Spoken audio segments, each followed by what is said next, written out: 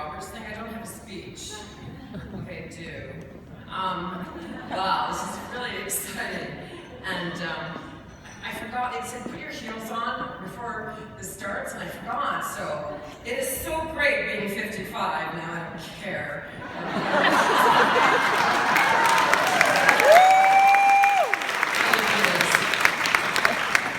Well, thank you so much. And more importantly, to all of the finalists tonight and the 5,000 submissions, I met a couple of you tonight. I wish I had more time, and your stories are so inspiring and motivating. Oh my gosh, and so I'm thrilled to be here and be part of your experiences.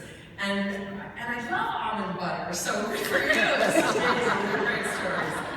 I do want to thank RBC in particular. I grew up in the banking environment. I had a little bit of a stint outside of that, working for my dad's company for a little bit. He was an engineer in telecommunications, and I didn't have an engineering degree, so he kicked me out.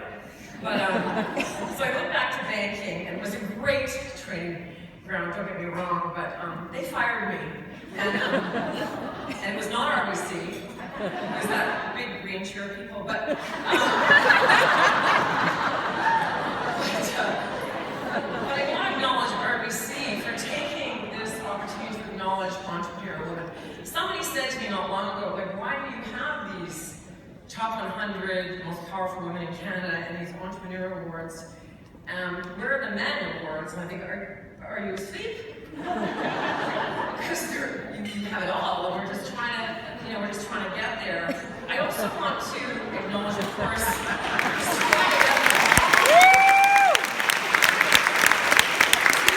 amazing women of influence, the leaders who I've met today, who are not only incredibly gracious, but incredibly passionate. Thank you for putting this together for like 2,100 years. It's amazing. I thought it was new.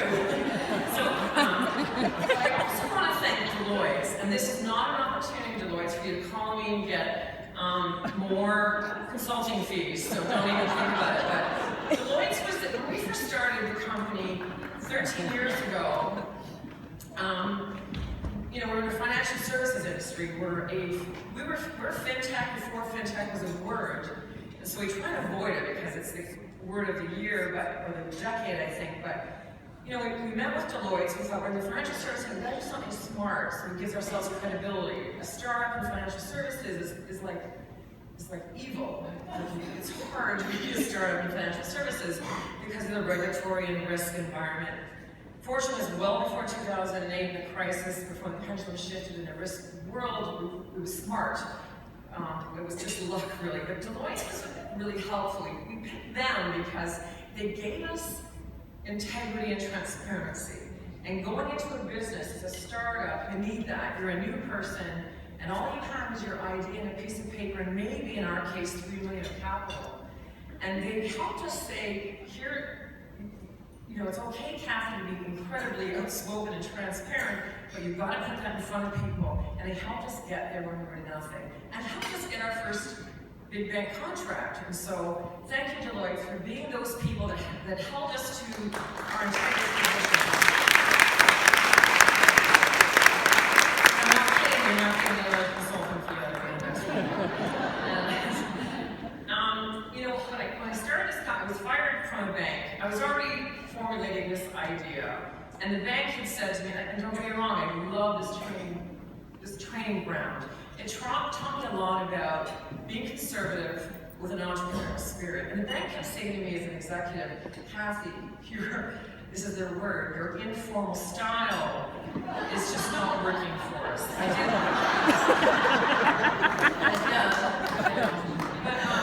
and I was the media spokesperson for mortgages, and I had media training, and then I had remedial media training. And so when I was terminated, I was a single mom, had a huge mortgage, 3 kids, a little bit scary, getting divorced. My father, the mentor of my life and my sister's life, had just passed away, so all the bad things that could possibly happen happened at the same time. And I remember thinking, I've got all these kind of interesting job opportunities, but I have this idea. And someone, I have a lot of self-appointed mentors, They didn't choose to be my mentors. I appointed them. And said to me, you know, there's nothing worse. I was 40, let me see, my son is here, he's 15. I was 43. Big, more huge march, which the bank had just given me and then they fired me, so that was bad. And I thought, you know, I can do this, and or I can take these other two kind of okay jobs. And somebody said to me, there's nothing worse in your life than regret. And if you're not sure about that, ask your recently passed father. So I decided to do it.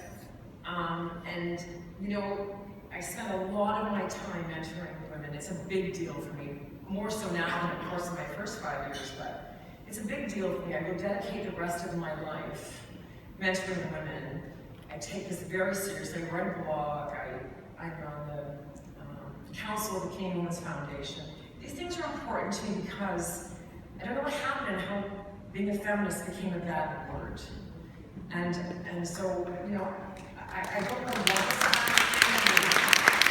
50% of the population, we're pretty damn smart. And we're moms, and we're not moms, we're aunts, and we're just really smart people. And so I will mentor people. I don't have all the answers. I have lots of things not to do. I'm gonna write a book. Don't do this. like marry a lot of stupid people. But I do know that part of the challenge of being a successful woman is work-life balance.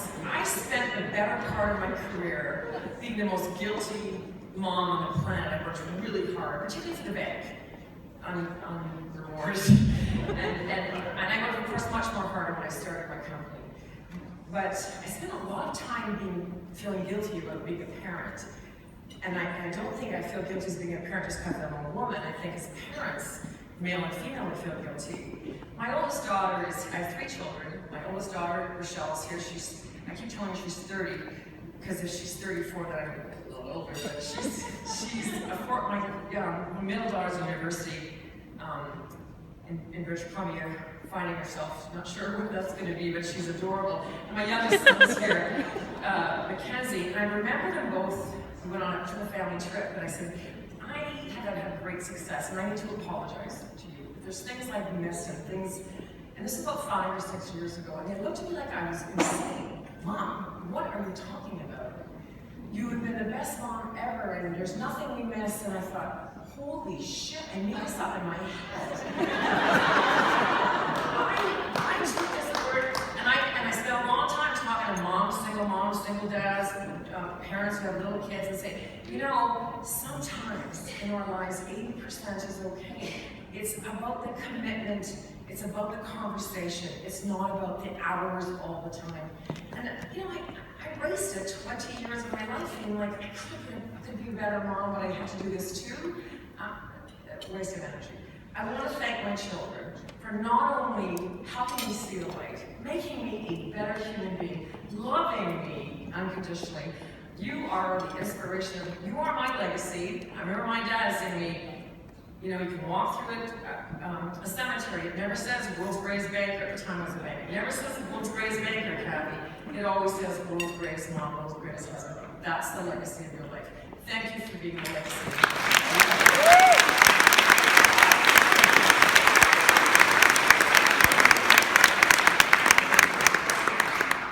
I do have to thank my Paradigm family. There was a consultant I hired many years ago. Was not Deloitte's, but it's going to sound like it was. And when we were creating this company, and we called the Paradigm Family, there's 260 of us, and I called the person said, you can't call it the Paradigm Family. It's why, but it is our family. It was much smaller at the time, but it is the family, because the success of this company is built on this family. We could be 1,300 people, we could be 30,000 people. This is, the success of this organization is not about Kathy Gregory. It's about Kathy Gregory surrounding herself with the smartest, most passionate people that I know. This is a family, and you get to be part of this family if you're on our ship. That's not right for everybody. I want to thank the Paradigm family for making Paradigm successful. And that leads to a really important message that I think most of us in this room already know. The secret to leadership and success is to surround yourself with really smart people. We generally have a single lens. We need to surround ourselves with people that think like us, but look through a very different lens. And that's what's made me successful. That's the only thing. I'm not good at one single thing except that. I find people with the same passion, creativity, the same drive, the same performance-driven attitude with a very different lens. And I need them, or I'd be unsuccessful. So I want to thank the Paradigm family. I love you with all my heart. Thank you for making this an unbelievable success. And I have to say, I have to do this because I'm going to kill her.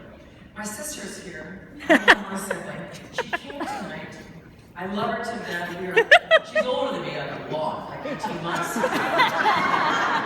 And she wore the same freaking dress.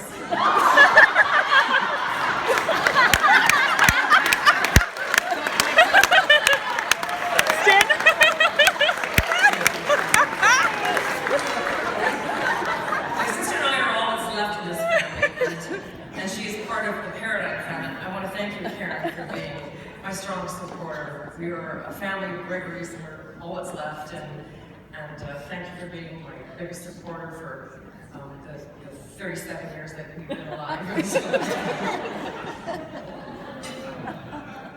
finally, I just want to say, it takes a village.